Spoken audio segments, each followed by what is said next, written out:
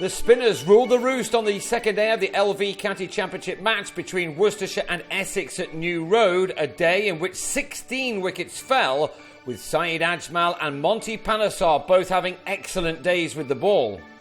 12 wickets had gone on the first day, and the signs were already there that batting against the turning ball was not going to be easy. Essex resumed on 52 for 2 in their first innings in reply to Worcestershire's 291. Initially, Greg Smith and Jacob Mickleborough went along okay as they took the score to 87, with these boundaries being the exception rather than the rule. Indeed, the 35 runs they added in the morning occupied 19 overs, and then Joe Leach had Mickleborough LBW for 39, which had used up 125 deliveries. His batting was not going to be easy.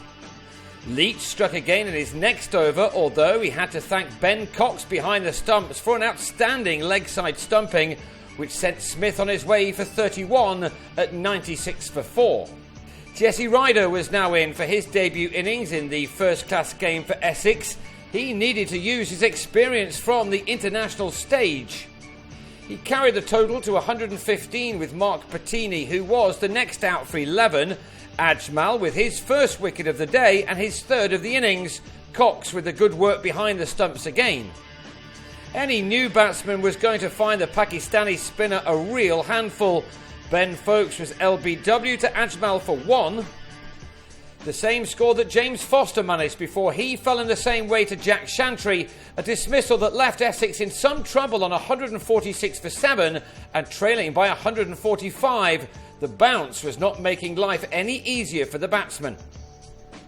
Ryder's innings now took on a bigger significance. He made a name for himself by giving a cricket ball a fearful bash, but here he defended solidly between playing some exceptional strokes, which left those fielders close to the bat in peril.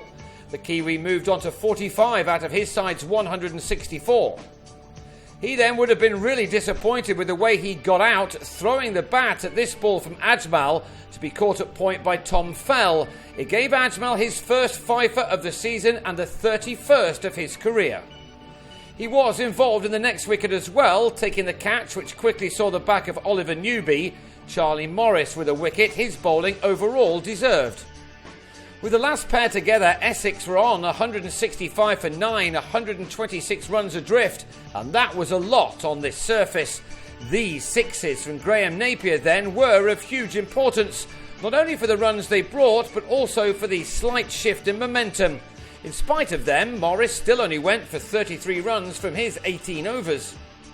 38 were added by Napier and Panesar, who made one of them, but then Ajmal grabbed his 6th wicket as Napier was bowled around his legs for 37, having taken the total to 203, in which Ajmal claimed figures of 6 for 75, his best for the county. That gave the home side a first innings advantage of 88 runs, but they were one down before a run had been added to that, as Matt Pardo was LBW to Matt Salisbury's second ball.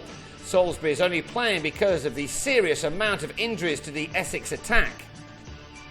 Panesar was on as early as the 6th over, and with his second ball he also had Tom Kohler-Cadmore LBW for 3. The promising 19-year-old has now managed only 65 runs in 8 championship innings with a top score of 18. Worcestershire had slipped to 21 for 2, but they did still have Daryl Mitchell, who was again the man left to try to carry his side's innings. He added 25 runs with Fell, who was then superbly stumped by Foster off the pace of debutant Salisbury. Every moment like this adds weight to the idea that Foster should soon be adding to his 7 test matches. At 34, he is still younger than Brad Haddin, who had such an impact in the Ashes in the winter. If that wasn't enough, Foster then added another very good cat standing up to Salisbury. That got rid of Alexei Kavesi for a duck to leave the home side on 52 for 4. And Essex were right back in this match when Mitchell was undone by a quicker ball from Panesar, who was doing his England chances no harm either. Mitchell went for 38, which dropped his batting average down to just 111 this year. Panesar's pace was spot on, and he then bowled Cox for 7 just after Essex had lost yet another bowler, with Newby heading off just after starting his second spell. Worcestershire were now on 72 for 6, and 10 runs later they were 7 down as Ross Whiteley nicked a drive off Ryder behind after making 10. Leach and Chantry at least took the total into three figures with a stand of 23. But the day ended with a wicket of the latter, who was rather unfortunately bowled by Panesar, the ball trickling onto the stumps to finish off another extraordinary day of cricket.